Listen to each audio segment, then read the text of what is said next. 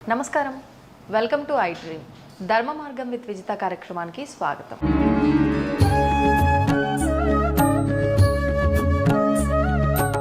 ప్రస్తుతం మనతో పాటు ఉన్నారు భారతీయం సత్యవాణి గారు. అమ్మతో మాట్లాడి మంచి మంచి విషయాల గురించి అడిగి తెలుసుకుందాం. ప్రస్తుతం ఉన్న సమాజంలో ఎన్నెన్నో వింతలు, విడ్డూరాలు, అఘాయిత్యాలు ఎన్నెన్నో చూస్తున్నాం. అసలు ఇవన్నీ ఎందుకు జరుగుతున్నాయి?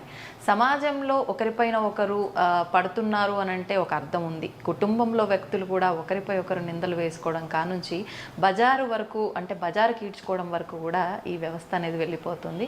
మరి ఎందుకు ఇలాంటివన్నీ జరుగుతున్నాయో అమ్మతో మాట్లాడి తెలుసుకునే ప్రయత్నం చేద్దాం. అమ్మ నమస్కారం. నమస్కారం అమ్మా విజిత. చాలా రోజుల నుంచి అడుగుతున్నావు, నాకేమో ఇంకా ఈరోజు పాప నేను నిరాశపరచడం ఇష్టం లేక కొంచెం గొంతు ఇదిగా ఉంది, క్షమించు. అయ్యో వద్దమ్మా, పర్వాలేదు. బాగాలేకపోయినా మీరు నాకు సమయం ఇచ్చారు, సంతోషం. థ్యాంక్ యూ రాజు. అమ్మ, కుటుంబ వ్యవస్థే కానివ్వండి, వివాహ వ్యవస్థే కానివ్వండి, ఏది కూడా ఒకప్పటిలాగా ఇప్పుడు లేదేమో అనిపిస్తుంది. అంటే ఒకప్పుడు మేమైతే ఏం చూడలేదు, చూడకపోయినప్పటికీ ఇంట్లో పెద్దవాళ్ళు ఎవరైనా ఉంటే మా రోజుల్లో అలా ఉండేది, మా రోజుల్లో ఇలా ఉండేది అని చెప్పే మాటల్ని బట్టే మాకు అనిపిస్తుంది. అరే అలా ఉండేదా, ఎందుకు ఇంత మారిపోయింది, అంటే నామరూపాలు లేకుండా పోయాయే అలాంటి విషయాలు అనే విధంగా అనిపిస్తోందమ్మ ఈ ఆలోచన ధోరణి అనేది. ముఖ్యంగా భార్యాభర్తల విషయం తీసుకుందామమ్మా. అసలు భార్యాభర్తలు అని అంటే ఎంత అన్యోన్యమైన దాంపత్యము, అసలు విడదీయలేని ఒక బంధము. అలాంటిది అంటే 100 ఏళ్ల పంట అని చెప్తూ ఉండేవారు. ఇప్పుడు అసలు పచ్చగడ్డేస్తే బగ్గుమనేటట్టుంది ఆ బంధం అనేది. ఎందుకు ఇలా ఉందంటారమ్మా? అమ్మా, వ్యవస్థలలో కొన్ని అవస్థలు వచ్చాయి. ఈ అవస్థలకు మూల కారణం ఏంటనేది మూలాన్ని వెతికి తీస్తే మనకు అర్థమవుతుంది. అసలు మనకి ఈ దాంపత్య ధర్మం అనేది ఒక సృష్టి యజ్ఞంగా మనకి భగవంతుడు ప్రసాదించినటువంటి ఒక యజ్ఞం. ఇది గాడ్స్ క్రియేషన్. ప్రకృతి పురుషుడు, ఈ ప్రకృతి పురుషుడి మధ్య ఒక ఆకర్షణను పెట్టి బొమ్మల నుండి మరికొన్ని బొమ్మలు తరాలు నిలవడానికి కావలసినటువంటి ఒక ప్రక్రియ, ఒక యజ్ఞం ఇది. ఆయన అన్నట్టుగా వివాహం అనేది ఒక రిక్రియేషన్ కోసం కాదు, ఇది ఫర్ క్రియేషన్ అని. ఆ మ్యాన్ అండ్ ఉమెన్ మధ్య ఉండేటటువంటి ఈ లింక్ అనేది కేవలం అది భౌతికమైనటువంటిది కాదు, అది మానసికపరమైనది, ఆత్మపరమైనది. Highly spiritual link between heaven and earth అంటారు. అలాంటి స్థితి నుండి మనం రోజు రోజుకి కొంచెం దిగజారుడుతనం వచ్చేసింది. దానికి కారణం ఏమిటి? ఇది యోగ భూమి, ఇది భోగ భూమి కాదు. కేవలం దాంపత్య ధర్మం అనేటటువంటిది సంతాన ఇచ్ఛ కోసం, సంతానం కోసం అనేటటువంటిది. ఆ యజ్ఞ నిర్వహణ నుండి వచ్చేటటువంటి సత్సంతానమే. ఆ యజ్ఞ ఫలం ఏమిటి? సత్సంతానం. కేవలం దానికోసమనే ఈ యజ్ఞం నిర్వహించడం అనేటువంటి మన పూర్వీకులు మనకు చెప్పినటువంటి ఇది పద్ధతి. సో రాను రానది మైల పడిపోయింది. ఇప్పుడు జంతువులు ఉన్నాయనుకోమా, దాని ఋతుధర్మం ప్రకారం అవి సంతానాన్ని కంటాయి. వాటికి కొన్ని ఉన్నాయి, అది ప్రకృతి వాటికి ప్రసాదించింది, అది మనకు తెలియదు. అది సరే, తర్వాత మనం ఆధునిక పోకడలు వల్ల, నీకు గుర్తుందో లేదో, మా అందరికీ తెలుసు, పల్లెటూళ్ళలో మంచాలు అసలు ఎక్కడుండేవి తెలిసేది కాదు. గోడకు ఆనించి ఉండేవి. రాత్రిపూట పడుకున్నాక మళ్ళీ గోడకి ఎత్తేసేవారు, బయటకు కనిపించేది కాదు. మన తల్లిదండ్రులు ఎక్కడుండేవారు కూడా మనకు తెలియదు. అవునమ్మా. అలాంటి దృశ్యం ఒక ఇంటిని ఒక ఒక ఒక ఒక ఎలాంటి పిల్లవాళ్ళకి, పెరుగుతున్న పిల్లలకి ఎటువంటి దృశ్యాన్ని చూపించాలి, ఆ ఇంటి వాతావరణం ఎలా ఉండాలనే దానికి దృశ్య సంస్కారం, శ్రవణ సంస్కారం అని 2 ఉన్నాయి. ఎటువంటి దృశ్యాలు చూపిస్తే పిల్లలు ఎదుగుతారు, బాగవుతారు, ఎలాంటి మాటలు వింటే వాళ్ళు సంస్కారవంతులు అవుతారు. ఈ 2 సంస్కారాల ద్వారా పిల్లల్ని పెంచటం అనేటటువంటి అనాది నుండి మనకి పెద్దలు ఇచ్చినటువంటి ఒక సంస్కృతి. అది ఎప్పుడైతే గాడి తప్పిందో, పాశ్చాత్యీకరణ చెందిందో, అప్పటి నుంచి మనం దారి తప్పాం.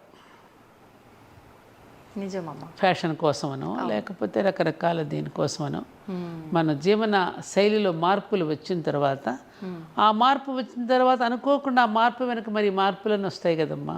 అంతే కదమ్మా. ఆలోచించండి. కాబట్టి ఈ ఈ వ్యవస్థలో వచ్చిన ఈ అవస్థలు మనం కొని తెచ్చుకున్నవే కాబట్టి మనం అనుభవించక తప్పదు. పెద్దల మాట ఎప్పుడైతే పెడచెవిని పెట్టామో, ఏదైతే శ్రీకృష్ణుడు కూడా భగవద్గీతలో యజ్జత్ ఆచరిత శ్రేష్ఠ, శ్రేష్ఠులు ప్రముఖులైనటువంటి వాళ్ళు ఏది ఆచరించారో మీరు ఆచరించండి అని నన్ను ఆదేశించాడు. ప్రముఖులు చెప్పిన బాటలు మనం నడవడం లేదుగా, ఆచరించిన వాళ్ళ బాటలు మనం నడవడం లేదుగా, మనకు తోచినట్టుగా మనం నడిచేస్తున్నాం. ఏమ్మా, నేల విడిచి సాము చేస్తున్నాం. మనం కూర్చున్న కొమ్మను మనమే నరికేసుకుని బ్రతుకుతున్నాం కాబట్టి తప్పకుండా ఢామును కింద పడతాం కదా. ఇప్పుడు అలా ఢామును కింద పడి గాయాలు అయిపోయిన తర్వాత లబోదిబోమని ఏడుస్తున్నాం. అలాంటి జీవన విధానమే ఇవాళ వైవాహిక జీవితాలు, దాంపత్య ధర్మం బీటలు వారడానికి కారణం. ఇవన్నీ ఎవరో చేసింది కాదు, మనకి మనంగా చేసుకున్నదే. అంటే ప్రతి దేశంలో కూడా వాళ్ళ దేశం యొక్క సంప్రదాయాన్ని కొనసాగించుకుంటారు.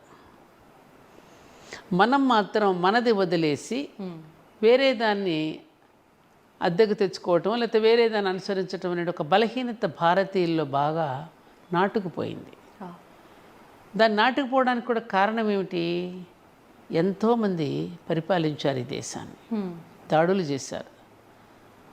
ఏమా తెలిసిందే కదా మీకు. ఆ చేసినప్పుడు ఏంటంటే తరతరాల నుంచి మనలో కొన్ని భ్రమలను కలిగించారు వాళ్ళు. ఎటువంటి భ్రమలమ్మా? మన పురాణాలు, మన ఇతిహాసాలు, మన వేదాలు, మన జీవన విధానం ఇదంతా బుల్షిట్. ఇవన్నీ అబద్ధపు రాతలు, అబద్ధాల కోతలు అన్నట్టుగా వాళ్ళు మాట్లాడేస్తే మీ రాముడు అట్లా, మీ సీత ఇట్లా, మన గ్రంథాలను కూడా ఇంటర్ప్రిటేషన్స్లో మార్చేసి రాశారు వాళ్ళు. అసలు సత్యాన్ని దాచేసి వాళ్ళ సొంత వాక్యాలు అందులో ప్రక్షిప్తాలు చేర్చి మార్చినటువంటి పాఠాలే మనకు చెప్పి దానిలో అందరికీ ఒక సందేహం వచ్చేటట్టు చేసి, అవునా కృష్ణుడు అలాంటి వాడా, ఓ రాముడు ఇలాంటి వాడా, అది రాముడు అలాంటప్పుడు దేవుడు ఎలా అవుతాడు, ఇట్లాంటి క్వశ్చన్స్ మనకు వచ్చి మనలో మనకి భ్రమలు కలిగించేటట్టు చేశారు. అది వాళ్ళే రాశారు పుస్తకాల్లో. భారతీయుల్ని ఎలా జయించాలో తెలియక మేము ఎటువంటివి ప్రవేశపెట్టామని బేబింగ్టన్ మెకాలే లాంటి వాడు కూడా చెప్పేశాడు కదా పార్లమెంట్లో. భారతీయులంతా విలువలతో జీవిస్తూ ఉంటారు. ఆ విలువలతో జీవించే వాళ్ళని జయించడం చాలా కష్టం కదా. మరి వాళ్ళని జయించాలంటే ఎలాంటి బలహీనతలు వాళ్ళలో చేర్చాలని నేను ప్లాన్ చేశాను. ప్లాన్ చేసి వాళ్ళకి వాళ్ళ సంస్కృత భాషను దూరం చేసేసాను. వాళ్ళకి వాళ్ళ శతక పద్యాలు లేకుండా చేశాను. వాళ్ళ నైతిక శాస్త్రాన్ని తీసి పారేశాను పాఠశాలల నుంచి. మన విధానాన్ని ప్రవేశపెట్టేశాను. అమ్మకు బదులు మమ్మీని చేసేసాను. అంతే కదా. మమ్మీ అంటే జీవోత్సవం, అమ్మలను జీవోత్సవాలను చేసేసాను. డాడ్ చచ్చిపోయాడు. అలాగే గురువులు కూడా అంతే. అన్ని చోట్ల నేను ఏదైతే చేశానో, ఏది ఇంజెక్ట్ చేశానో భారతీయుల మెదడులో అది కొనసాగుతూ వస్తాను. నేను జయించానన్నాడు. అదేమన్నా మనం మార్చుకున్నామా అమ్మ? మార్చుకున్నావా? మార్చుకునే ప్రయత్నం చేశామా? లేదు. వాడు వెళ్ళిపోయిన తర్వాత ఆ కళంకాన్ని ఏమైనా తుడిచిపెట్టుకున్నామా? మన 26వ తారీఖున గణతంత్ర దినోత్సవం వస్తే నాకు ఎందుకునే వెళ్ళి జెండా కూడా ఎగరేయాలని అనిపించలే. నాకు బాధేసింది. ఆకాసేపు భారత్ మాతాకి జై అంటాం కదా, ఫార్మాలిటీగా ఏదో ఒక క్రతువును ఒక తంతులాగా చేసేస్తున్నాను తప్ప. మరి ఆ తర్వాత స్వాతంత్రం వచ్చి 77 సంవత్సరాలు అయ్యింది. మరి అప్పుడున్నటువంటి ఎజెండా ఏమైపోయింది?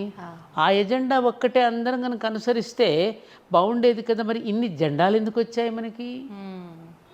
ఇన్ని జెండాలు ఎందుకు? ఆ ఒక్క ఎజెండానే అందరికీ ఉన్నప్పుడు ఎక్కడొచ్చింది మార్పు? మనలోనే ఐకమత్యం లేదు. ఐకమత్యం లేకపోవడమే కదా, మన ఆలోచన విధానంలో ధర్మం వెంట పడిన ఈ జాతి ధనం వెంట పడింది. అవును. ధర్మానికి శిరస్సు వంచిన ఈ జాతి ధనానికి పాదాలొత్తుతోంది ఇప్పుడు. త్యాగానికి పరాకాష్ఠగా నిలబడిన ఆనాటి భారతీయుడు ఈనాడు స్వార్థానికి పతాక ఈ అంచున నిలబడి ఉన్నాడు. అవునా కాదా? నిజం. ఏమ్మా వాస్తవం అమ్మా. ఇది ఇది ఇది మనం తెలుసుకోకుండా ఇప్పటికీ మనం చూస్తున్నాం. ఎన్ని మాటలు మనం చెప్పుకున్నా, పైకి ఎన్ని సభలు సమావేశాలు పెట్టి, ఆ సభలు సమావేశాలు కూడా లక్షలు ఖర్చు పెట్టి పెడుతున్నాం మనం. ఆ పోడియం ఖర్చే బొచ్చుడు ఉంటుంది, ఆ పుస్తక పూలు, డెకరేషన్స్, ఇవన్నీ. అసలు ఏమిటి అక్కడ ఏం అందిస్తున్నాం జాతికి మనం, పిల్లలకి? ఎందుకంటే నేను పిల్లల గురించి నా ప్రయాణం అంతా పిల్లలతోనే. మీకు తెలుసు, నేను స్కూల్స్, కాలేజెస్, పిల్లలు. అసలు పిల్లవాడికి ఏం అందిస్తున్నాం? మొన్న నేను ఏదో ఒక వసంత పంచమి రోజున పిల్లల దగ్గరికి వెళ్ళి మాట్లాడితే ఒక్కొక్క విషయాన్ని వాళ్ళకి చెప్తుంటే ఎంత ఆసక్తిగా వింటూ, వాళ్ళు 3-4 సంవత్సరాల పిల్లలు కూడా 1, 2, 3 తరగతి పిల్లలు కూడా ఎంతో ఆస్వాదిస్తూ వాళ్ళకి మెతిపి, ఇప్పుడు పిల్లవాడికి నువ్వు చారన్నం పెట్టేటప్పుడు ముందు అన్నాన్ని భక్తిగా మెతికి కాస్త నెయ్యి వేసి, చారు వేసి, గుజ్జు చేసి, గోరుముద్దలు తినిపిస్తావు కదమ్మా. ఎందుకని? వాడికి అలా అయితేనే వాడు తినగలుగుతాడు, జీర్ణం అవుతుంది. అలాగే మేధావులైనటువంటి వాళ్ళు జాతికి ఎప్పటికప్పుడు మెతిపి పెట్టాల్సిన కర్తవ్యం మేధావులకు ఉందా లేదా? ఉంది. మరి వాళ్ళ పిల్లలకి నువ్వు ఎటువంటి దృశ్యాలు చూపిస్తున్నావు, ఎటువంటి పాఠాలు నేర్పిస్తున్నావు, అసలు ఫండమెంటల్స్ నేర్పిస్తున్నావా నువ్వు? ఒక నేచర్ గురించి కానీ ఎంత ఎ ఫర్ యాపిల్, బి ఫర్ బ్రెడ్డా? అంటే తిండి కోసం చదువా? మన చదువు కాదు కదా. కాదు. అందుకని తిండి కోసం చదువు అనేటటువంటి ధోరణి వచ్చేసరికి ఈ చదువు ఉద్యోగం కోసం అంతే అని వెంపర్లాడుతున్నాడు. ఉద్యోగం డబ్బు కోసం, ఆ డబ్బు సుఖాల కోసం అనే దీనిలో పరిగెడుతున్నాడు. అడుగులేని సంచిలాగా మారుతున్నాడు తప్ప జీవితాన్ని అర్థవంతంగా మలుచుకోగలుగుతున్నాడా? లేదు. కారణం ఎవరు అని మనం ప్రశ్న వేసుకుంటే అందరం దీనిలో బాధ్యులమే. అందరం బాధ్యులమే కదా. అమ్మ కొంతమంది చేస్తే సరిపోతుందా అని అనుకుంటాం. కొంతమందిని కొన్ని అడుగులు వేస్తే మిగతా జాతి నడుస్తుండగా ప్రయత్నాలు జరుగుతున్నాయి. ఆ జరుగుతున్న ప్రయత్నానికి ప్రభుత్వాలు కూడా దోహదం చేసి అటువంటి ప్రయత్నాలు చేస్తున్న వాళ్ళని కూర్చోబెట్టి మాట్లాడి, మాకు కూడా పరిపాలన చాలా సులభంగా ఉంటుందయ్యా మీరందరూ సహకరిస్తే, మీరు ఆశయంతో చక్కగా ఇట్లా పిల్లలకి ఇట్లా చెప్తూ ఉన్నారు కాబట్టి మా సహకారం ఏం కావాలి మీకని వాళ్ళని కూర్చోబెట్టి మాట్లాడిన దాఖలాలు ఎక్కడైనా ఉన్నాయా అమ్మా? లేదు. ఇందాక మీరు అన్నట్లు మీరు చూసారా? లేదమ్మా. అంటే ప్రతి ఒక్కటి పేరు, పలుకుబడి, డబ్బు, ఇంకా అవి ఉంటే మనం చేసే నడవమేమో అనే దగ్గర కూడా ఆగిపోయే వాళ్ళు ఉన్నారేమో అనిపిస్తుంది. ఉంది కదా, చూస్తున్నాం కదా మనం. మరి ఒకప్పుడు మరి స్వతంత్ర సంగ్రామంలో ఆ రోజున భారతదేశాన్ని మనం స్వతంత్రంగా పరిపాలించుకోవడానికి ఎంతోమంది ఎన్నో రకాల కృషి చేశారు కదమ్మా. చేసిన వాళ్ళు కొంతమంది పాలనలోకి వెళ్ళారు, కొంతమంది సేవా దృక్పథంలోకి వెళ్ళిపోయారు. ఆ సేవా దృక్పథంలో పనిచేసిన వాళ్ళని ప్రభుత్వాలు దగ్గరకు తీసి వాళ్ళకి బాధ్యతలు అప్పగించి సమాజాన్ని మనం అనుకున్న సమాజంగా తీర్చిదిద్దడానికి ప్రయత్నం జరిగిందా? వెంటనే ఆపగా జురుకోవడం మొదలెట్టారు. స్వాతంత్రం వచ్చేసింది, చతికి పడిపోయారు, అయిపోయింది అనుకున్నారు, ఎవరికి వాళ్ళు తినడం మొదలెట్టారు. సిగ్గేయడల్లా మనకి? నా పుణ్యభూమి, నా దేశం, నమో నమామి అని పాడుకోవడానికి సిగ్గేయటల్లా మనకి? పుణ్యదేశమే. నాకు బాధ అనిపిస్తుంది. చిన్నప్పుడు మాకెందుకబ్బా, చిన్నప్పుడు ఈ భారత భూమిని గురించి ఇంతగా పొగిడి ఎందుకు చెప్పారా మనకి? మనం కూడా హాయిగా అందరితో పాటు బతికేసి ఉంటే బాగుండేది కదా అని అనిపిస్తుంది. అప్పుడప్పుడు బాధ అనిపిస్తుంది. అంటే ఇంత తెలిసిన మీకే అంటే ఒక్కొక్కసారి ఇలాంటి ఆలోచన వస్తుంది అని అంటే మిగతా వాళ్ళ పరిస్థితి ఇంకా చెప్పక్కర్లేదమ్మా. ఆటోమేటిక్గా సమాజానికి తగ్గట్టుగా మారిపోతున్నారు. అంతే కదా? అంతే కదమ్మా. కాదు నిజ విజిత, పిల్లలకి మనం ఎవరిని రోల్ మోడల్స్గా చూపిస్తున్నామమ్మా? ముందు అసలు ఫస్ట్ తల్లిదండ్రులు రోల్ మోడల్స్ కదా. అవును. వాళ్ళు సమాజం మమ్మల్ని గౌరవించదేమో మనం సంపాదించకపోతే అని ఇద్దరు బయటికి పరిగెత్తి సంపాదిస్తున్నారు. అవును. ఈఎంఐలు అంటూ నానా రకాలు. నిన్న కూడా ఎవరో ఒకటి వచ్చి ఒకటే ఏడుపు నా దగ్గర. ఈ ఈఎంఐలు కట్టలేక నానా రకాల బాధలు పడి ఫైనాన్షియల్గా మోసపోయి నానా ఇబ్బందులు పడుతున్నామని ఒకటే ఏడుపు. అది ముందు తెలియదా? మరి ఇద్దరం పరిగెత్తి సంపాదించాలి. మనం సంపాదించకపోతే మమ్మల్ని గౌరవించరేమో అనేటటువంటి ఒక ఏమంటారు, ఒక న్యూనతాభావానికి ఎందుకు లోనవుతున్నాం మనం? ఉన్నదానితో తృప్తిగా ఎందుకు బ్రతకలేకపోతున్నాం? విలువ లేదు కదమ్మా సమాజంలో అలా ఉంటే. అటువంటి విలువ ఎందుకమ్మా మనకి? అసలు వాడు ఇచ్చే విలువ ఏంటమ్మా? నీకు నీకు డబ్బులు చూసి నువ్వు వేసుకునే బట్టలను బట్టి, నువ్వు చేసుకునే నగలను గురించి, నువ్వు తిరిగే కారును బట్టి నీకు గౌరవిస్తే ఆ గౌరవం ఒక గౌరవం అమ్మా?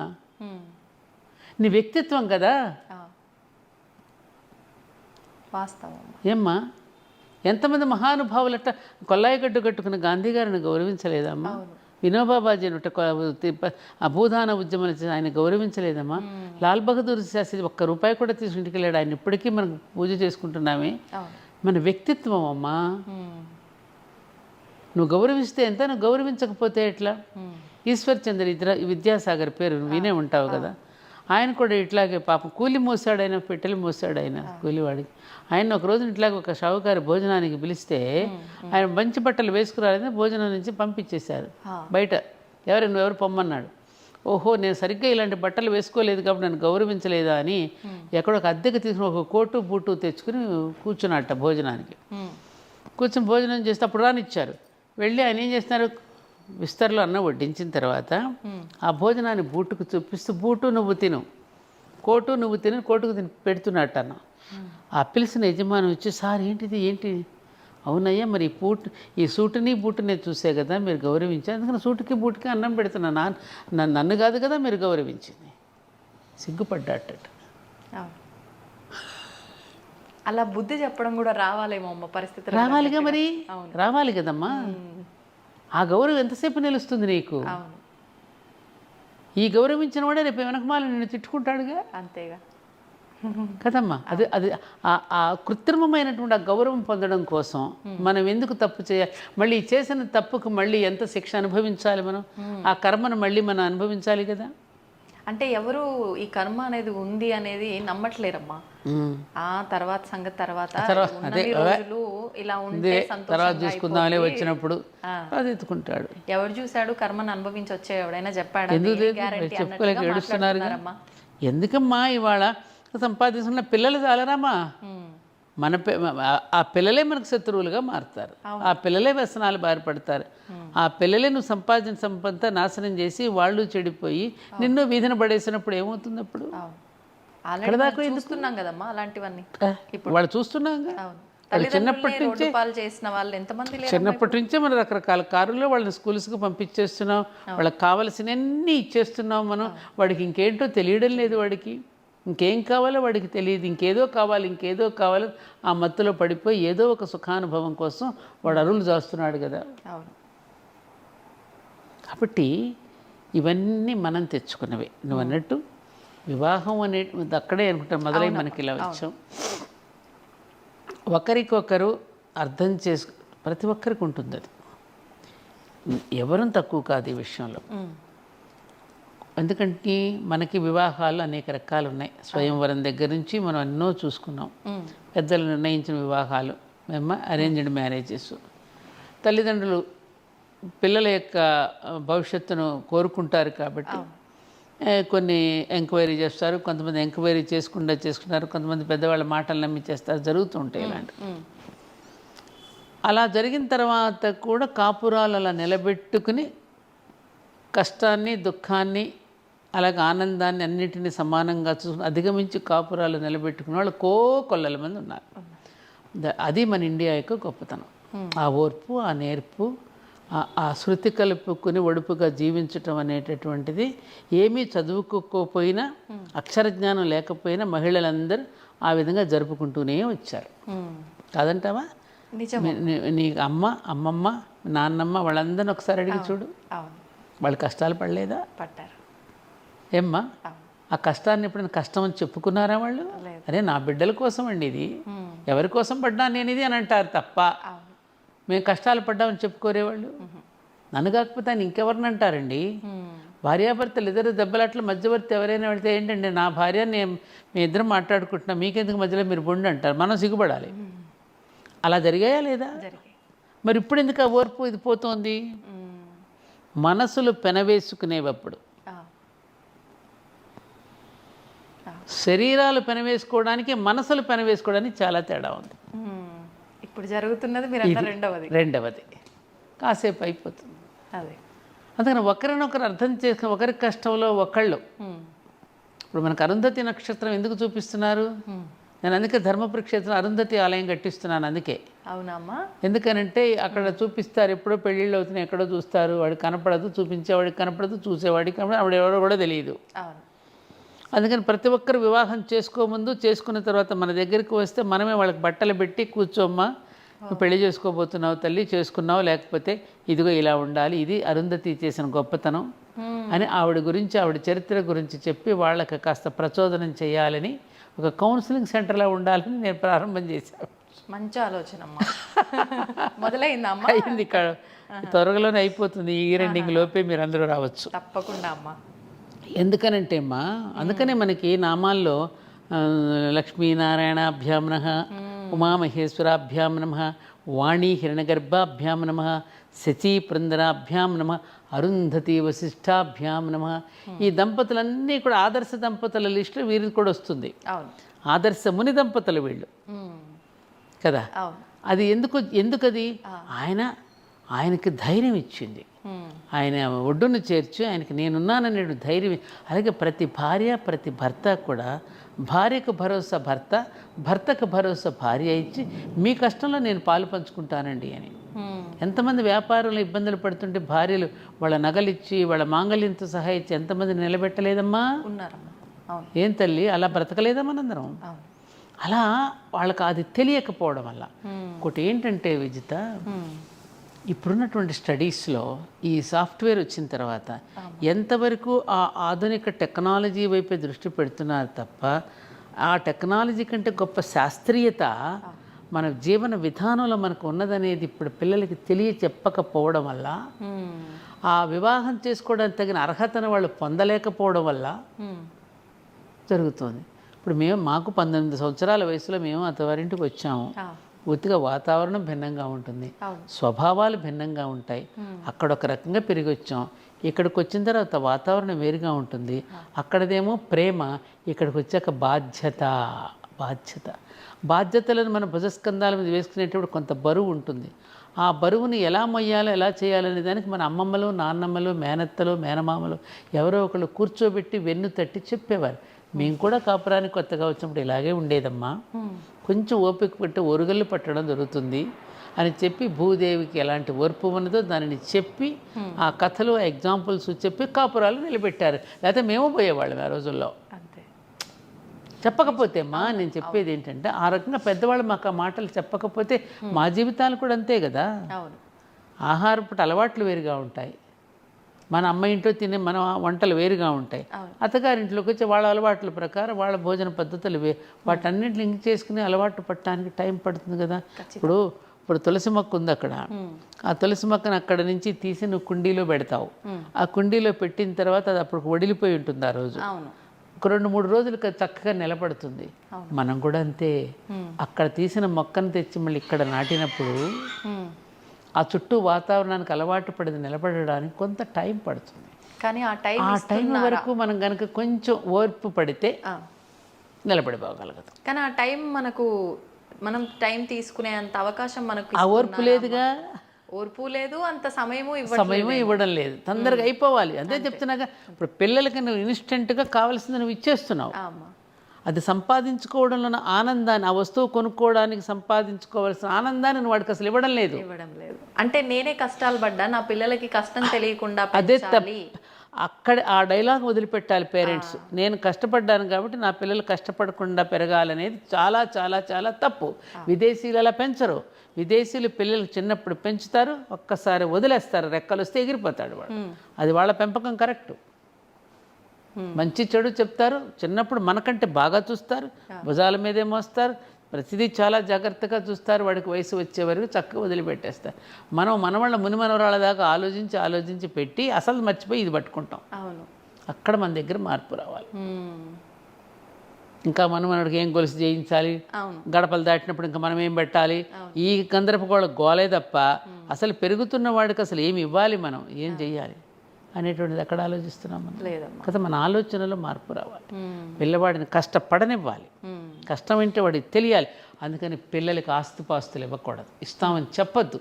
సంస్కారమైన ఆస్తి మాత్రమే ఇవ్వండి, ఇవ్వమని చెప్పేయండి. ముందే మనకి ఏం ఆస్తి లేదని చెప్పండి. వచ్చిన సంపద నీది కాదమ్మా, ముందు సమాజానికి, ఈ సమాజం మనకి ఇచ్చింది, ఇది మళ్ళీ తిరిగి సమాజానికి పంచిపెట్టాలనే ధోరణి మనలో ఉన్నప్పుడు మన పిల్లలు కూడా బాగుంటారు. నేను ఇంకొక విషయం చెప్తున్నా, పెళ్ళిళ్ళు కూడా మీరు సింపుల్గా తక్కువ ఖర్చుతో చేయండి. నియర్ అండ్ డియర్ని పిలవండి. చాలామంది చెప్పి నీ ద్వారా కూడా చెప్తున్నా, సింపుల్గా చేయండి. పిల్లలకు ముందే చెప్పండి, మీకు ఇప్పుడు మేము కట్న కానుకలు ఇవ్వడంలా, మీరు 10 సంవత్సరాలు చక్కగా గట్టిగా కాపురం చేసిన తర్వాత ఘనంగా మరొక్కసారి అభినందన సభ పెట్టి మిమ్మల్ని చక్క పల్లకీలు ఊరేగింపుగా తీసుకువచ్చి అందరి మధ్య మీకు అభినందించి అప్పుడు బాగా మంచి భోజనాలు పెట్టి చేస్తాం. అప్పుడు మీకు ఇస్తాం అనుకున్న డబ్బు అప్పుడు ఇస్తాం, సగమే. ఆ తర్వాత మళ్ళీ 20 ఏళ్ళు ఏది రజతోత్సవం చేస్తాం కదా, అప్పుడు ఇవ్వండి. 25 ఏళ్ళు గడుస్తాయి కదా. అలా కనుక పిల్లలకి మనం భయం పెట్టకపోతే ఫోటోషూట్లు ఖర్చు ఎంత డబ్బున్నా, లెహంగాలకి ఎంత ఖర్చు పెడుతున్నారమ్మా, మంగళ స్నానాలకి ఎంత ఖర్చు పెడుతున్నారు, ఊరు దాటి ఊరు వెళ్ళిపోయి అక్కడ పెళ్ళిళ్ళు చేస్తున్నారు. అసలు చెప్పవలసింది చెప్పరు. అసలు అమ్మ ఇప్పుడు 5 రోజుల పెళ్లి అని అంటే అప్పట్లో కూడా 5 రోజులు పెళ్లి చేసేవారని విన్నాము, బ్రహ్మాండంగా చేసేవారు. మరి ఇప్పుడు హల్దీ అని మీరు అన్నట్లు ఆ పెళ్ళిళ్ళు వేరు. అప్పట్లో ఏం జరిగేవమ్మా? అప్పట్లో 5 రోజుల పెళ్ళిళ్ళు అంటే దూరపు నుంచి బంధువులు వచ్చేవారు కదా, రవాణా సౌకర్యాలు ఇంత లేవు కదమ్మా. అవునమ్మా. నెల రోజుల ముందే వచ్చేసేవారు. అతి దగ్గర మేనమామలు, మేనత, రక్త సంబంధీకులు వచ్చేవారు. అప్పుడు ఇవి లేవు కదా మనకి, ఏమంటారు ఇప్పుడు, ఈవెంట్ మేనేజర్స్ ఎక్కడున్నారు? ఈవెంట్ మేనేజర్స్ బంధువులే కదా, వాళ్ళందరూ రావడం, పిండి వంటలని అన్నాలని చేయడం, ఊర్లో గ్రామంలో ఉన్న వాళ్ళందరూ ఒక్కొక్క రోజు ఒక్కొక్కరి ఇంటికి తీసుకువెళ్ళడం, వాళ్ళు కూడా పెళ్లి కూతురునో పెళ్లి కుమారునో చేయటం, సరదాగా ఆటలు పాటలతో సరస సల్లాపాలతో ఆనందంగా జరుపుకునేవారు ఆ రోజుల్లో పెళ్ళి. ఇట్లా కదా, దాంట్లో ఒక రకమైన ఒక ఆత్మీయత, ఒక ఆదరణ, ఒక రసవత్తరంగా ఉండేవి అవి. ఇట్లా ఇవేమి ఇప్పుడు ఈ కల్చర్ ఏమైపోయిందంటే అన్ని రాష్ట్రాల వాళ్ళవి కలగలుపు చేస్తున్నాం మనం. ఇప్పుడు అవన్నీ కలగలిపి విభిన్నంలో చేసుకోవడంలో తప్పని నేను అనడం లేదు, కానీ వాటిని కొంచెం అర్థవంతంగా చేసుకోండి. దీనివల్ల ఏమవుతుంది, మీరు ఇంత ఖరీదు కలిగిన రిటర్న్ గిఫ్ట్స్ ఇస్తున్నాం మనం. మధ్యతరగతి కుటుంబాలు ఉన్నాయి, మేము అనడం లేదండి, మేము అలా చేయకపోతే మేము అనడం లేదు, ముందే చెప్పేస్తున్నారు. అప్పుడు భర్త మీద ఇప్పుడు ఒత్తిడి పట్టుకొస్తుంది, ఏమండి మరి వాళ్ళు చేయకపోతే మనం చేయకపోతే ఏమనుకుంటారు అని. పాపం వీడు అప్పుల పాలవుతాడు. ఎన్నేళ్ళకి తీరుస్తాడు అప్పు? నిత్యం పెట్టే వాటికే సరిపోతూ ఉంటాయి. ఈ కోరికలు తీర్చడానికి ఎంత? అవును. ఇప్పుడు డైరెక్ట్గా కట్న కానుకలు అడగట్లేదు, కానీ ఈ డిమాండ్స్ అన్నీ ఉన్నాయి కదా. అలా నా చోటే మీరు పెళ్లి చేయాలి, ఇక ఇంత ఖర్చు పెట్టాలి, ఇంత ఘనంగా పెళ్లి చేయాలి, మేమేం అడగం కానీ ఘనంగా పెళ్లి చేయాలంటారు. అడగరెందుకు? వాళ్ళకి ముందు వెనకాల ఏముందో ముందు ఎంక్వైరీ చేసుకుని దిగుతారు, తెలియకుండా చేసుకుంటారు. ఏంటి అలా ఏం లేదు. అలా అమ్మాయిలు అలాగే ఉన్నారు, అమ్మాయిలు కూడా అలాగే ఉన్నారు. అంటే అమ్మాయిలు అలా ఉండడం తప్పని నేను అంట్లా. ఇప్పుడు శక్తి సామర్థ్యాన్ని అవతల యొక్క దీనిని చూసి చేసుకోవటం అనేది కరెక్టే. నీ సెలక్షన్తో నువ్వు చేసుకున్నా కూడా నిలబట్టలేదే. నువ్వే సెలెక్ట్ చేసుకుంటున్నావు, ఫలానా వాడిని వివాహం చేసుకుంటానని అట్లా చేసుకున్నా కూడా నిలవడం లేదుగా. తల్లిదండ్రులు నిర్ణయించిన పెళ్ళిళ్ళు నిలవడం లేదు, నీకు నువ్వు సెలెక్ట్ చేసుకున్నది నిలవడం లేదు, అబ్బాయి కానీ అమ్మాయి కానీ. మరి ఎందుకని ఇక్కడ ఎందుకు తేడా వస్తుంది? ఈ గోస అంతే కదమ్మా. ఈగో ఒకటి. అంటే పెళ్ళి వరకు ఒకరితో ఒకరు ఉండే విధానం వేరు, పెళ్ళి అయిన తర్వాత ఇంకా అంటే ఇప్పుడున్న ఆడపిల్లల పరిస్థితి ఏంటి అని అంటే, మొన్నటి వరకు చూపించిన ప్రేమ ఇప్పుడు నాతో చూపించట్లేదు, లేకపోతే మొన్నటి వరకు ఒక గౌరవము, రెస్పెక్ట్, కేరింగ్ ఉండేది, ఒక్కసారి తాళే ఎప్పుడైతే కట్టాడో అప్పటి నుంచి అవన్నీ కనిపించట్లేదు, అప్పుడున్నలా ఇప్పుడు లేడు అనేది ఒక కంపేర్ చేసుకోవడం, అప్పుడు ఇప్పుడు కంపేర్ చేసుకోవడం ఎక్కువైపోయిందమ్మా. దీనివల్ల అంటే పెళ్ళయ్యే వరకు నన్ను మోసం చేసిండు పెళ్లి చేసుకునేదాకా, పెళ్ళయిన తర్వాత నాకు ఆ ప్రేమ వివాహాల్లో జరుగుతున్నాయి, ప్రేమ వివాహాల్లో జరుగుతున్నాయి. అంటే నేను చేసుకుందే ఇలాంటి మనిషి కదా నాకు కావాలి అని చెప్పి ఆ విధానాలన్నీ చూసి. అది ఎప్పుడు ఎలా ఉంటుందమ్మా? ఇప్పుడు ఇక ప్రేమ చేసుకున్నాడు కదా నీకు ఎప్పుడు నీ ఎదురుగుండానే కూర్చుంటాడా? బాధ్యతలు ఉన్నాయి కదా, బాధ్యతలు ఉన్నాయి కదా, ఆ బాధ్యత నిర్వర్తించడమే ప్రేమ అనేది ఏ రూపంలో ఉంటుంది? ఇప్పుడు నీ ఎదురుగా కూర్చొని మాట్లాడితేనే ప్రేమ కాదు కదా. కదమ్మా, ఇద్దరు కలిసి ఒకరికొకరు అర్థం చేసుకుని కొనసాగించడం కదా ప్రేమ. ఎల్లప్పుడు భార్యాభర్త ఎదురుగా కూర్చుంటే నడిచేది ఎలా? అది ఉండదు కదా. అది అర్థం చేసుకోవాలి అమ్మాయి కానీ అబ్బాయి కానీ. కానీ అది ఒక ఎర్రవాగు లాంటి స్థితి అమ్మా. పెళ్ళైన కొత్తల్లో ఉండేట మోజు, నెమ్మదిగా పిల్లలు పుట్టినాక తగ్గుతుంది. ఇద్దరు కాన్సన్ట్రేషన్ బిడ్డల మీద పెరుగుతుంది. ఎప్పుడైతే బిడ్డల మీద పెరుగుతూ ఉంటుందో బాధ్యతలోకి వెళ్ళిపోయిందని ఇవేవి గుర్తురావు. ఇప్పుడు పిల్లలు కూడా వద్దనుకుంటున్నారు కదా, పిల్లలు వద్దనుకుంటున్నారు. పిల్లల్ని పెంచడము ఇష్టపట్టలేదు, పిల్లలకి పాలు ఇవ్వడము ఇష్టపట్టలేదు. ఆ అటాచ్మెంట్ అనేది లేకపోవటం వల్ల డిటాచ్మెంట్ పెరుగుతుంది.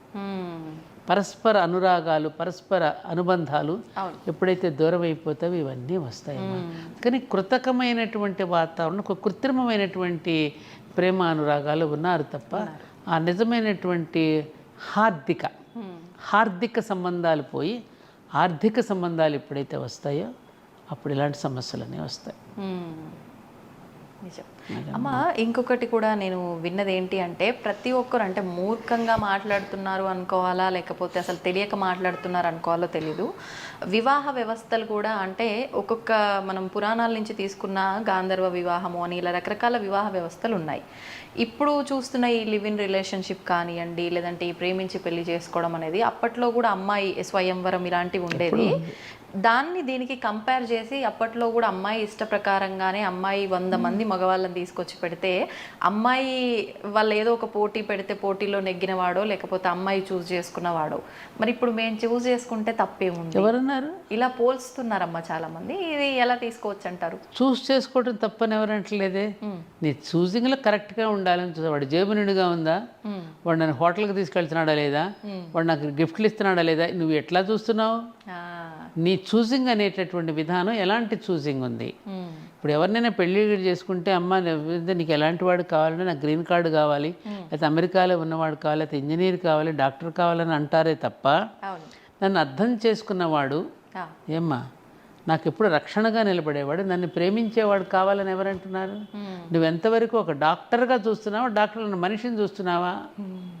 నువ్వు డాక్టర్ని పెళ్లి చేసుకుంటున్నావా, మనిషిని పెళ్లి చేసుకుంటున్నావా, గ్రీన్ కార్డుని పెళ్లి చేసుకుంటున్నావా? అంటే మన కోరికలలోనే మనకు తెలుస్తోంది కదమ్మా. అందుకని అట్లాంటిది ఉన్నప్పుడు ఆ పైపైన మెరుగులు చూసి నువ్వు ఎప్పుడైతే ప్రేమిస్తావు అది పైపైనే ఉండిపోతుంది. నువ్వు హృదయ అంతర్గతంగా లోపలికి ఎక్కడ వెళ్ళి చూస్తున్నావు? అలాంటి ప్రేమను ఎవరు కాదంటారు? ఇప్పుడు దమయంతి, నలదమయంతులు కానీ, మన మన సత్యవతి వీళ్ళ పెళ్లి వివాహాలు కానివ్వండి, మన దుష్యంతుడు శకుంతల వివాహం ఒక హెచ్చరిక చేశారు కదా. ఏ సాక్ష్యము లేకుండా పెళ్లి చేసుకుంటే ఎంత ప్రమాదం, హెచ్చరికగా మనకు మన శకుంతల దుష్యంతుడి వివాహం మనకు తెలియజేస్తుంది వివాహాలు. కాబట్టి నువ్వు ఎక్కడ దేనిని చూసి నువ్వు చేసుకుంటున్నావు అది కదా అక్కడ చెప్పేది మన వాళ్ళు. కానీ 2 రకాల మనుషులు ఉన్నారు కదమ్మా. గుడ్డిది ప్రేమ, గుడ్డిదంట. దేన్ని చూసి నువ్వు చూసి చేసుకున్నావు. అవును. 2 రకాలంటే అంటే నువ్వు చెప్పేది నాకు అర్థం. అంటే మీరు అన్నట్టు ఇప్పుడు ప్రేమ గుడ్డిది. కొంతమంది నన్ను ప్రేమగా చూసుకొని బాధ్యతగా ఉండే వ్యక్తి అయితే చాలు, నాకు ఆస్తులతో సంబంధం లేదు అనుకున్న వాళ్ళు వచ్చి అదే ఆలోచన మారకుండా ఉంటే బాగుంటున్నారు. తర్వాత అంటే మీరు ఇందాక అన్నట్టు పోల్చుకోవడము, పక్కోళ్ళని చూసి వాళ్ళు అది కొనుక్కున్నారు నాకు ఇది లేదు అని పోల్చుకుంటే, నువ్వు ఎంచుకున్నప్పుడు నీకు ఇది నచ్చింది, ఇప్పుడు నచ్చట్లేదు, మరి నేను ఏం చెయ్యాలి అనేవాళ్ళు ఒకరు. లేదు ముందే నాకు ఈ ప్రేమ ఇవన్నీ నాకేం కడుపు నింప, నాకు మంచిగా రిచ్గా ఉండాలి అనేటట్టు చూస్ చేసుకున్న వాళ్ళు, అప్పుడు అది ప్రేమ అవ్వదుగా. అవ్వదు. అది ప్రేమ అవ్వదుగా. అది ప్రేమ ఎలా అవుతుంది? ఆ ప్రేమ అనేటటువంటిది చాలా అద్భుతమైనటువంటి అర్థం ఉంది కదమ్మా. ఇది ప్రేమ ఎలా అవుతుంది? ప్రేమలో త్యాగం ఉంటుందిరా. ఆ త్యాగం ఉంటేనే రియల్ ప్రేమ అవుతుంది కదా. అది లేనప్పుడు అది కేవలం లస్ట్ అంతే. అది తెలుసుకోవాలంతే. ఇప్పుడు నేను చాలామంది నువ్వు చూడు, ఇప్పుడు ఎన్ని చదువుకున్న మనలాంటి వాళ్ళలో ఈ ఆలోచనలు వస్తున్నాయి మీలాంటి. ఫుట్పాత్ మీద నేను అన్ని పరిశీలిస్తాను. సామాన్య మానవుల్లోకి వెళ్ళి చూస్తే వారిలో చూస్తే ఏ గొప్ప సౌందర్యము నీకు కనిపించదు. మామూలుగా మనం అనుకుంటున్న సౌందర్యం. గుడ్డివాడు అవుతాడు, అమ్మాయి కుంటమ్మాయి ఉండొచ్చు అమ్మ, వాళ్ళ భుజాల మీద ఒకరినొకరు ఎత్తుకుని వెళ్ళి ఒకరికొకరు తినిపించుకుంటూ చూస్తాం. వాళ్ళు ఏ సౌందర్యం చూశారమ్మా? ఆ ప్రేమ ఎక్కడది? ఇప్పటికీ చూస్తాను, కొన్ని కుటుంబాల్లో చూస్తాను, అమ్మాయిలు చూస్తాను. ఇప్పటికీ అన్ని సంవత్సరాలు 83-80 సంవత్సరాలు వచ్చిన ఆ భర్తకు ఆవిడ చేసే సేవలు కానీ, భార్యకు బాగుండకపోతే మననే మా ఇంటి పక్కన సరిపోతే ఆ భార్య కోసం ఆయన వెలిపించడం, ఇప్పటికీ 76 సంవత్సరాలకు వయసు, మరి భర్త కోసం ఆవిడ వెలిపించడం. ఏ సౌందర్యం చూసామ్మా ఇది? వాళ్ళు ఆటుపోట్లు ఎదుర్కోలేదా? ఎదుర్కొన్నారు. ఇది తెలియటలేదమ్మా. జీవనం వేరు, జీవితం వేరు. పాశ్చాత్యులకి వివాహం అంటే 2 జీవితాల కలయిక కాదు. పాశ్చాత్యులకి వివాహం అంటే 2 శరీరాల కలయిక. భారతీయులకి వివాహం అంటే 2 జీవితాల కలయిక. జీవితానికి కలయికకి దీనికి ఎంత తేడా ఉంది? అవును, ఎంత తేడా ఉందమ్మా? చాలా తేడా. అస్థిమశకాంతరం. అవును. అది తెలియక మన వాళ్ళు ఇప్పుడు ఇబ్బందులు పాలయ్యి వాళ్ళ ఇబ్బందులు కొని తెచ్చుకుంటున్నారు. అవును. నిన్ను చదువుకోమని కాలేజీకి పంపించింది దేనికి? నువ్వు విద్యావంతురాలివైతే ఆ కుటుంబం మొత్తం విజ్ఞానవంతంగా అవుతుంది, సంస్కారయుతంగా ఉంటారు. నీకు చదువు తెప్పిస్తున్నావు. నువ్వు చదువు అనేది నేను ఉద్యోగం కోసం కాదు కదా, ఉద్యోగం కోసం కాదు కదా మనం చదువుకునేది, విలువల కోసం. పిల్లల కోసం. ఏ విద్య విలువలనిస్తోంది మనకి ఇప్పుడు? కాదు కదా. అక్కడ చాలా పెద్ద పప్పులో కాలేసాం మనం. అవును. ఇప్పుడు బాధపడేమి లాభం? ఆడపిల్లలకి చదువుకోవాల్సిందే, మగపిల్లలు చదువుకోవాల్సిందే. మేము చదువుకున్నది ఎంత? మా అమ్మగారు చదువుకుంది 4వ తరగతి. ఆహా. కరెక్ట్గా సంతకం పెట్టడం కూడా బాగా వచ్చేది కాదు నిజంగా చెప్పాలంటే. ఆహాహా. కానీ వాళ్ళ నోరు విప్పితే, మా నాన్నగారు కానీ మా అమ్మ కానీ నోరు విప్పితే ఎంత అద్భుతమైన విషయాలు వారి నోటి వెంట వెలువడయ్యో. మా నాన్నగారు మంచి మహాభారతం, రామాయణం వాడి విలువలు చెప్తూ ఉండారు. అలాగే నేను కూడా పెద్దగా ఏం చదువుకోలేదు. వీళ్ళు 11వ తరగతి చదువుకున్న తెలుగు మీడియంలో. ఆహాహా. మరి మేము ఏ సారాన్ని గ్రహించాం? పెద్దవాళ్ళ దగ్గర నుంచి మీరు ఏది అవసరమో అది తీసుకున్నారు. వారు అరుగుజాడలు ఏవైతే అనూచానంగా పెద్దల నుంచి అనూచానంగా వచ్చినటువంటి వాటిని అనుసరిస్తూ ఎక్కడైనా తప్పు జరిగితే కూడా దాన్ని ప్రతిఘటించాం మేము. ఆ ప్రతిఘటించకుండా అన్నింటికీ తల వంచేసి ఏమి గంగిరెద్దుల బుర్ర లోపలేదు. దాన్ని సరి చేసుకున్నాం. సరి చేసుకోవడానికి, సరిదిద్దుకోవడానికి చాలా తేడా ఉంది. గుర్తుపెట్టుకోండి. ఆడపిల్లల్ని ఎవరిని అమ్మ సర్దుకు పొండమని ఏ శాస్త్రము చెప్పలేదు. సరిదిద్దుకోండి అని చెప్పింది. సీతాదేవి సరిదిద్దుకుంది, అనసూయ సరిదిద్దుకుంది, ద్రౌపది సరిదిద్దింది. ఎవరికి వాళ్ళ భర్తలు సరిదిద్దుకున్నారు తప్ప సర్దుకుపోలేదు. ఇది గుర్తుపెట్టుకోండి మీరు. ఆ సరిదిద్దుకోవడంలో మీకు ఒక ఒడుపు తెలియాలి, ఒక నైపుణ్యం తెలియాలి మీకు. ఆ నైపుణ్యం అనేది దేని ద్వారా వస్తుందంటే మాట ద్వారా వస్తుంది. వాక్కు అనేది ఒక కామధేనువు. నువ్వు మాట్లాడే విధానాన్ని బట్టి నీ కుటుంబం మొత్తం నీ వెంట నడుస్తుంది. ఇది నేను అనుభవపూర్వకంగా చెప్తున్న మాట. ఇది మాట ఆ శృతి కలుపుకుని కుటుంబంలో జీవించటం ఎలాగో, ఆ ఒడుపుగా తప్పించుకుంటూ ఒడుపుగా నైసుగా తప్పించుకుని చెప్పడం ఎలాగో అది తెలిసి ఉంటే ఏ ఆడపిల్ల సంసారమైన బ్రహ్మాండంగా ఉంటుందమ్మా. ఇది తెలియ కొట్టుకుంటున్నారు పిల్లలు. Very simple. నా దగ్గరికి 2-3 జంటలు వచ్చారు ఆ మధ్యన. ఎప్పుడు వస్తే నేను చెప్పిన తర్వాత ఎప్పుడు చాలా కాలం తర్వాత అమ్మాయి ఎక్కడో తారసపడింది. నేను గుర్తుపట్టలా. నమస్కారం చేస్తుంది. అమ్మ నేను మీరు మర్చిపోతే నేను ఎలా మర్చిపోతానమ్మా? ఆనాడు మీ ఇంటికి వచ్చాను నేను, కాపురం ఇట్లా బాగా వచ్చేసింది. అప్పుడు చిన్న సూక్ష్మమైన 2 విషయాలే మీరు చెప్పారు నాకు, అది నా లైఫ్ని మార్చేసింది అని చెప్పింది. సింపుల్. ఇదే కమ్యూనికేషన్, జస్ట్ కమ్యూనికేషన్ అమ్మా. ఆ కమ్యూనికేషన్ స్కిల్ అనేది వీళ్ళు ఇప్పుడు అభినయంతో నేర్పిస్తున్నారు తప్ప అక్కర్లే. ఆ కమ్యూనికేషన్ స్కిల్ అని ఎదుటివాడితో మనం ఎలా మాట్లాడి అతడిని ఎలా మనం వశం చేసుకోగలుగుతున్నాం ప్రేమతో. అది భాగవతంలో శ్రీకృష్ణుడు ఎంత బాగా చూపించాడమ్మా. అవి ఎందుకు చదవరు వీళ్ళు?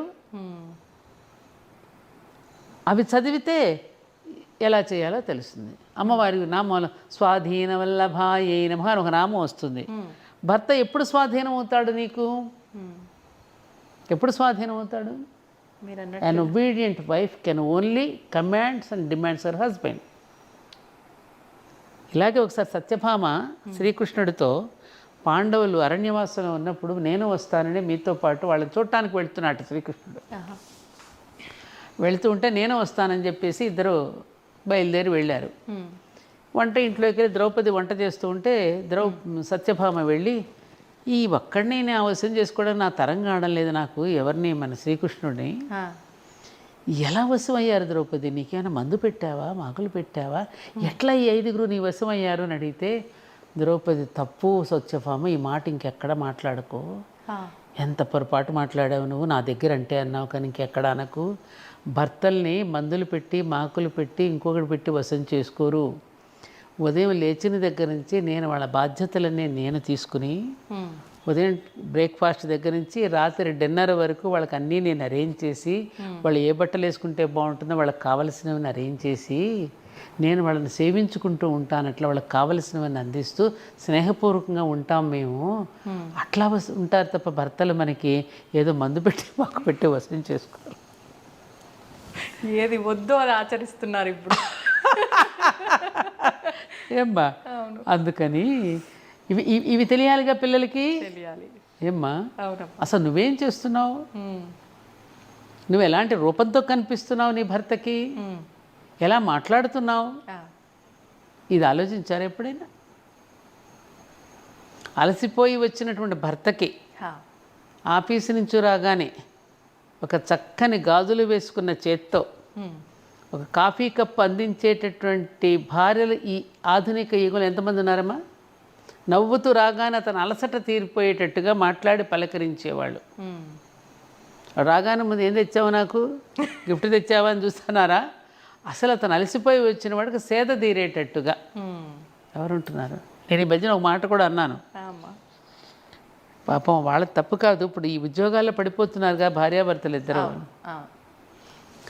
ల్యాప్ అంటే ఒడి కదా, ఈ ఒళ్ళో ఏముంటుంది, ల్యాప్టాప్ ఉంటుంది. అతని ఒళ్ళోనూ ల్యాప్టాప్ ఉంటుంది, అమ్మాయి ఒళ్ళోనూ ల్యాప్టాప్ ఉండి పనిచేస్తున్నారు వర్క్ ఫ్రమ్ హోమ్లో కూడా.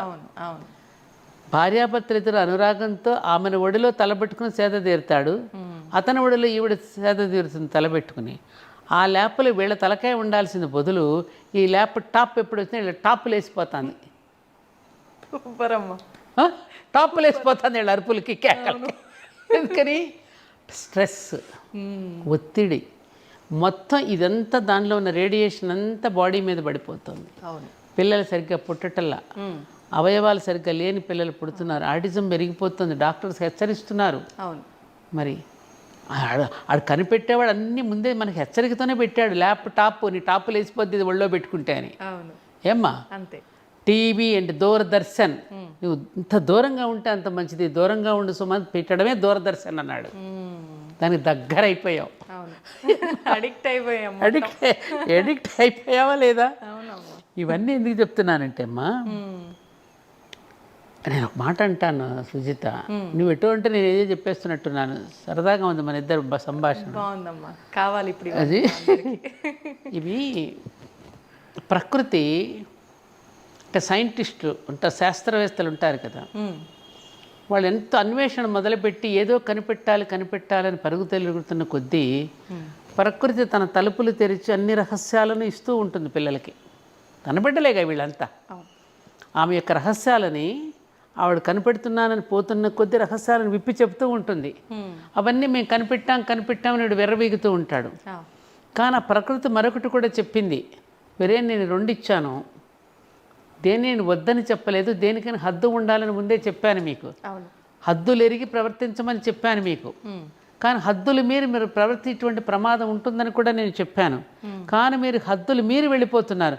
హద్దులు మీరి వెళ్ళిపోయినప్పుడు ఆ ప్రమాదాన్ని ఎదుర్కోవాల్సింది, ఆ ప్రమాదానికి ఏమంటారు, దానికి మాడి మసైపోవాల్సింది మళ్ళీ మీరే సుమాని ప్రకృతి హెచ్చరిక చేస్తూనే ఉందిగా, చేస్తుంది. దాచిపెట్టుకోలేదు తన రహస్యాలు, ఇంకా నీ కూడా బోలెడు ఉన్నాయి. ఉన్న రహస్యాలను వీడు తీస్తున్నాడు, చెప్తున్నాడు. ప్రకృతి నేను దర్శించాను అని అనుకోవడంలో అతని ఎదుగుదల కనపడుతుంది. ప్రకృతి నేను జయించాను అంటే ప్రమాదం. జయించావా? జయించగలవా? అస్సలు సాధ్యపడదు.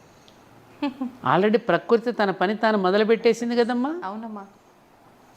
ఈవెన్ ప్రకృతినే కనుక అతను జయించాను అని అనుకుంటే మన నాసా ఈ శాస్త్రవేత్తలందరూ ఇది మన శ్రీహరికోటలో ఈ కక్షల్లో ప్రవేశపెట్టేటప్పుడు శ్రీ వెంకటేశ్వర స్వామి దివ్య సన్నిధానంలో పెట్టేందుకు వెళ్తున్నారు?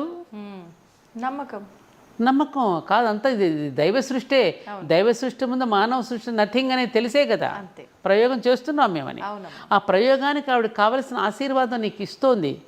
ఇప్పుడు నువ్వు తపస్సు చేసి రాక్షసులు ఎన్నో కోరికలు కోరుతున్నారు, కోరికలను ఇస్తోంది. ఆ తపస్సు ఫలితంగా ఇస్తున్న ఈ కోరిక నీకు ప్రమాదం రాని హెచ్చరిక కూడా చేస్తోంది. భస్మాసురుడేమయ్యాడమ్మా, కంసుడేమయ్యాడు, రావణాసురుడేమయ్యాడు, మారీచుడేమయ్యాడు. మరి వీళ్ళందరినీ ఎందుకు సంహరించింది? తర్వాత సంహరించి తన మెళ్ళలోనే వేసుకుంది. ఒరే నీ ముందే చెప్పానురా, కోరిక కోరే ముందే మీరు ఆలోచించి కోరుకోండిరా, ఆ కోరికే మీకు చివరికి శాపం అయిపోతుందిరా అని ముందే చెప్పింది కదా.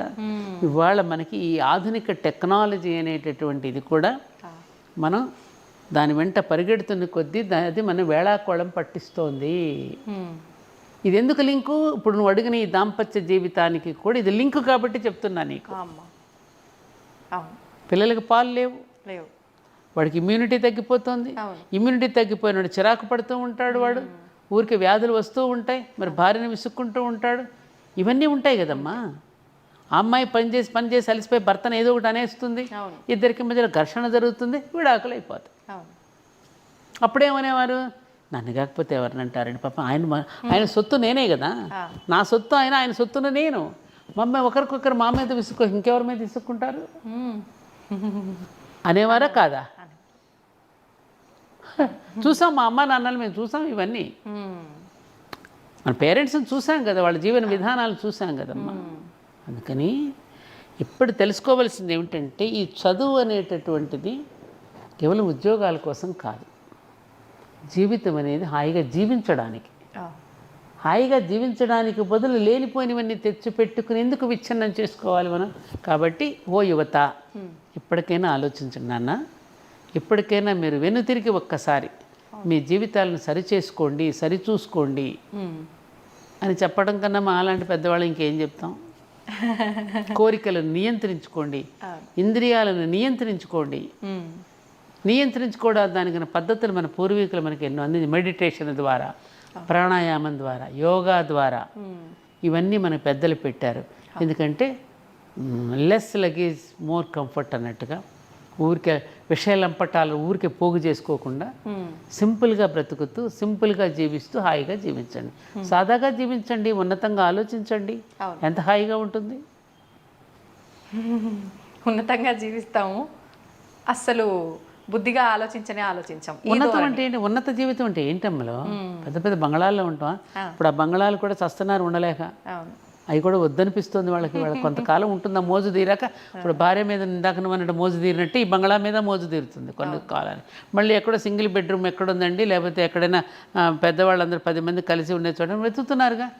ఇప్పుడు సింగిల్ బెడ్రూమ్లో ఉన్న వాళ్ళందరూ పెద్దవి కావాలన్నారు, ఆ పెద్ద దగ్గర నుంచి ఆకాశ హర్మ్యాలన్నారు, ఆ కిందకు దిగడం ఎట్లాగా అని ఇప్పుడు ఆలోచిస్తున్నారు.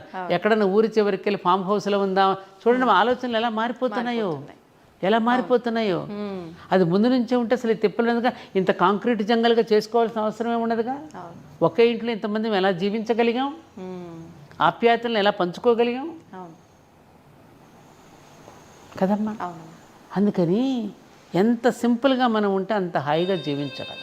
సింపుల్ సిటీలో ఆనందం ఉంది అనేది ఇప్పుడు తెలుసుకుంటే అందరం హ్యాపీగా బ్రతికేయచ్చు.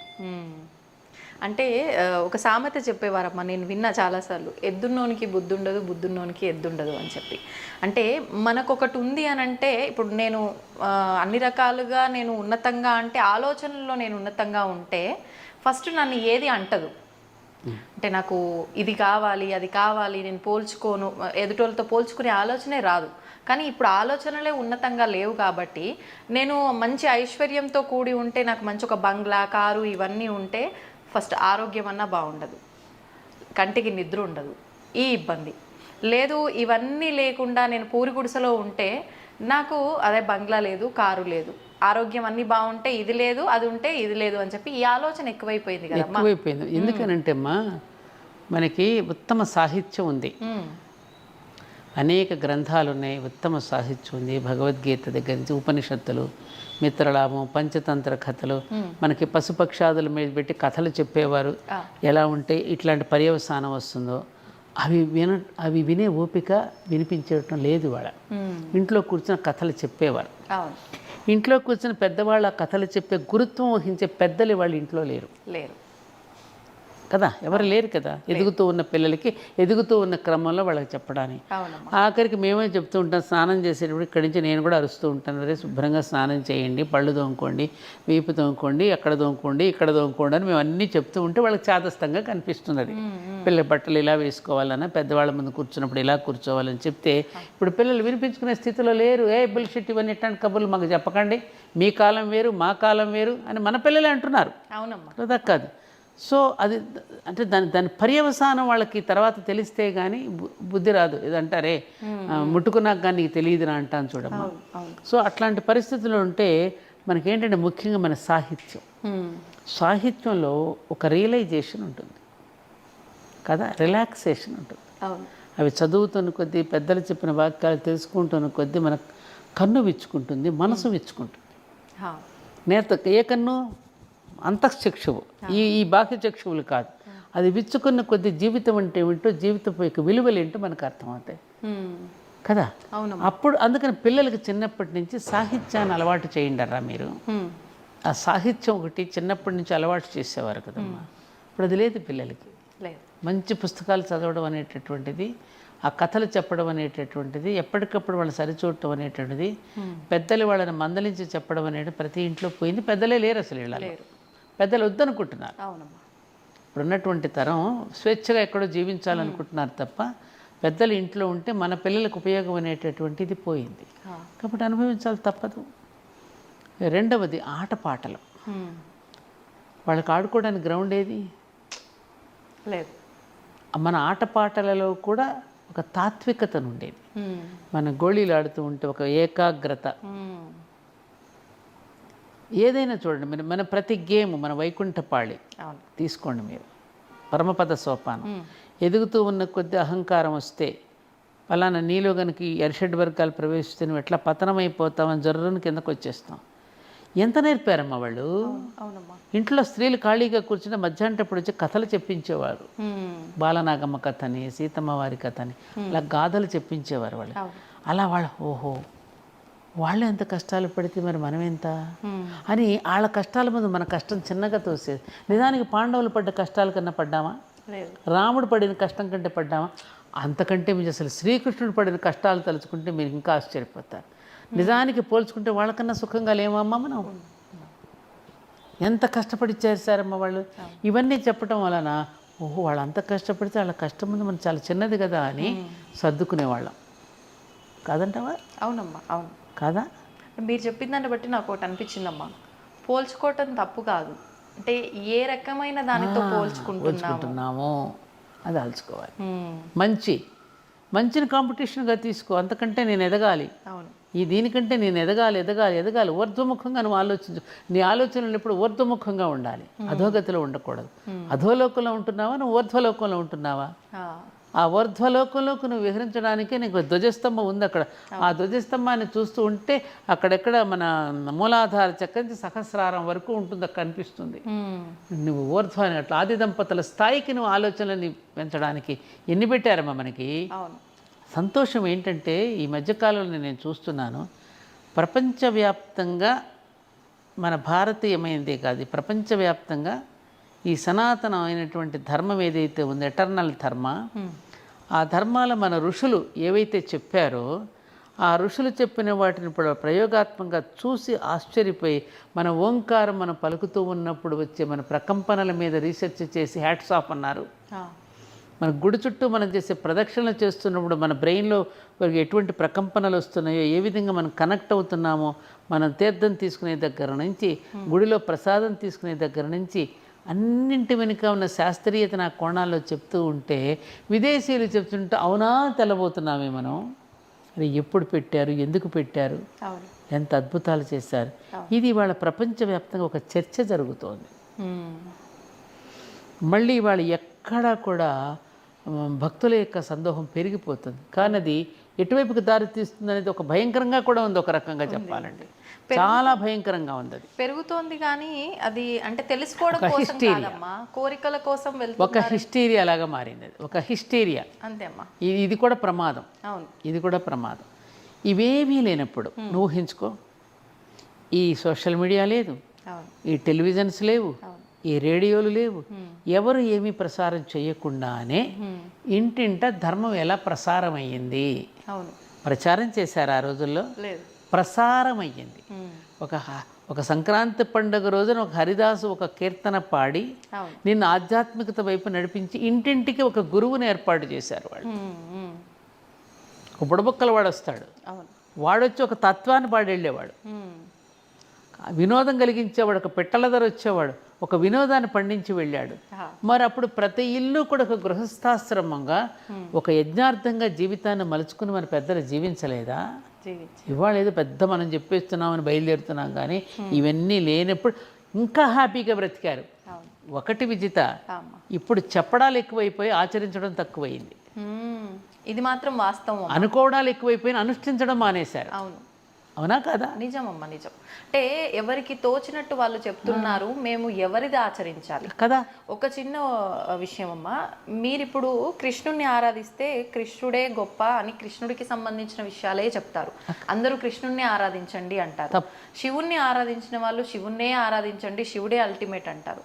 ఈ కన్ఫ్యూజను చెప్పేవాళ్ళు పలు రకాలుగా చెప్పేసరికి ఆచరించే వాళ్ళకు దగ్గరకు వచ్చేసరికి ఒక క్వశ్చన్ మార్కు. ఎవరిది ఆచరించాలి, ఏది ధర్మం, ఎవరు చెప్తున్నది కరెక్టు, ఈ ప్రశ్న చెప్పడం కరెక్ట్గా చెప్పలేకపోవడమే. కృష్ణుడు వేరు కాదు, అక్కడ శివుడు వేరు కాదు, ఇద్దరు ఒకటే. ఒక్కొక్కడు ఒక్కొక్క పోర్ట్ఫోలియో నిర్వహిస్తున్నప్పుడు దాంతో పిలువబడ్డాడు అంతే. పోషిస్తున్నప్పుడు విష్ణువు అన్నావు, లయం చేసుకుంటున్నప్పుడు శివ అన్నావు, సృష్టిస్తున్నప్పుడు బ్రహ్మ అన్నావు. మనకి ఎన్ని లేవమ్మా? అవునమ్మా. ఇప్పుడు నువ్వు ఇంట్లో ఉంటే నీ హస్బెండ్ ఏమని పిలుస్తాడు, నీ అమ్మ ఏమని పిలుస్తుంది, నీ పిల్లలు ఏమని పిలుస్తారు, మన మనవడు ఏమని పిలుస్తాడు. మనకే ఎన్ని పేర్లు ఉన్నాయి, ఆయనకి ఎన్ని పేర్లు ఉండవమ్మా? అంతేగా, సృష్టి మనకే ఎన్ని పేర్లు ఉంటాయి. సర్వవ్యాపకుడు కదా, అనేక నామాలతో ఏ పేరుతో పెట్టినా పిలుస్తానన్నాడు కదా. కాబట్టి ఇవన్నీ మానవ సృష్టి. ఋషుల యొక్క వాక్కులను పక్కన పెట్టి ఎప్పుడైతే మనుషులు చెప్పే మాటల వెంట మనం పడుతున్నామో, ఈ భిన్న భిన్న కోణాలు ఎప్పుడైతే చెప్తా ఉన్నారో అక్కడ కన్ఫ్యూజన్ ఏర్పడుతుంది. ఆ మాస్టర్ గారు ఒక మాట అనేవారు, మేధావులేమో కన్ఫ్యూజన్లో పడిపోయారు, ఇడియట్స్ ఏమో దూసుకుపోతున్నారు. మేధావులు కన్ఫ్యూజన్లో పడిపోతే ఇడియట్స్ ఏమో దూసుకుపోతున్నారు. కరెక్టే కదా ఇది. ఈ కన్ఫ్యూజన్ ఎందుకు మనకి? అవును, ఏకం సత్ విప్ర బహుదా వదంతి. ఒకే సత్యాన్ని వివిధ రూపాలు ఎవరి శైలిలో వాళ్ళు చెప్పారు. సత్యం ఒక్కటే. అక్కడ ఇన్ని లేవు కదమ్మా, ఇన్ని లేవు. బంగారం ఒక్కటే. ఆభరణాలకు ఎన్ని పేర్లు పెట్టుకున్నాం మనం? మెళ్ళలో పెట్టుకుంటే నెక్లెస్ అంటున్నావు, చెవులకు పెట్టుకుంటే దుద్దులు అంటున్నావు, లోలకలు అంటున్నావు, మళ్ళీ వాటిలో ఎన్ని రకాలు. ఏం తాటంకాలు అంటున్నావు, ఏమో చేతులకు వేసుకుంటే గాజులు అంటున్నావు, కాళ్ళకు పెట్టుకుంటే కడియాలు అంటున్నావు, ఎన్ని పేర్లు. మెటీరియల్ ఒక్కటే, మెటీరియల్ విధానాన్ని బట్టి పేరు పేరు అంతే. ఇది కూడా అంతే. ఇది ఇక్కడ కన్ఫ్యూజన్ ఏంటంటే మన పూర్వీకులు దాన్ని ఒకే ఒక్క సామెతలోనే మొత్తం ద టోటల్ ఎస్సెన్స్ ఆఫ్ వేదాస్ని ఒక పద్యంలోనే ఒక్క సామెతలో చెప్పేశారు వాళ్ళు. వాల్మీకి మహర్షి చేసిన కృషి, వ్యాస మహర్షి చేసిన కృషి సామాన్యుల మెదడులోకి, ప్రతి పూరి గుడిసెలోకి వెళ్ళిపోయింది ఎప్పుడోనే. అనవసరంగా మనం తీసుకుని వచ్చే రకరకాలుగా మనం కన్ఫ్యూజ్ చేస్తున్నాం తప్ప జనాల్ని. వాళ్ళకి అన్నీ తెలుసు. నేను ఎప్పుడు కూడా విజిత సామాన్యుల్లోకి వెళ్ళి మాట్లాడుతుంటాను, ఊడ్చేవాడి దగ్గరికి. ఇప్పుడు మన దగ్గర జిహెచ్ఎంసి నారాయణమ్మ గారు మీరు వినే ఉంటారు. ఆవిడ ఎంత బాగా చెప్తాంది ఒక పద్యాన్ని. ఆవిడేం చదువుకుంది కదా. అలాగే నువ్వు పొలాల్లోకి వెళ్ళి చూడు, కూలీలను వెళ్ళి ఎంత అద్భుతమైనటువంటి ఫిలాసఫీ చెప్తారో తెలుసా. నాకు ఆశ్చర్యం వేస్తుంది వాళ్ళు చెప్తుంటే. ఎంత నాలెడ్జ్ వీళ్ళ దగ్గర, ఎంత నాలెడ్జ్ ఉందో, ఎంత అద్భుతంగా చెప్తారు వాళ్ళు. వాళ్ళు టీవీలకు వచ్చి మనలాగా కూర్చొని చెప్పడం లేదు. వాళ్ళ దగ్గరికి అడిగితే జీవిత సత్యాలు తెలుస్తాయేమో మనకి. అన్నీ తెలిసి వాళ్ళు ఏమి తెలియని వాళ్ళ ఉంటారు. తెలియక తెలిసినట్టు మిడిసిపడుతూ మనకు ఏదో తెలుసని మనం చెప్పేస్తున్నాం, ఏం తెలియదు. సోక్రటీస్ ఒక మాట అంటాడు, నాకు అన్నీ తెలుసు, నాకు బాగా తెలుసు అంటాడు. ఏం తెలుసు అండి అంటే, నాకేమీ తెలియదని నాకు బాగా తెలుసు. ఈ వాస్తవాన్ని అందరూ గ్రహించాలి. అలాగే ఇదమ్మా, ఏదో కొట్టుమెట్టాడుతున్నారు తప్ప. సంతోషం అమ్మా, చాలా సంతోషం విజిత, చాలా సంతోషంగా ఉంది. మంచిదమ్మా.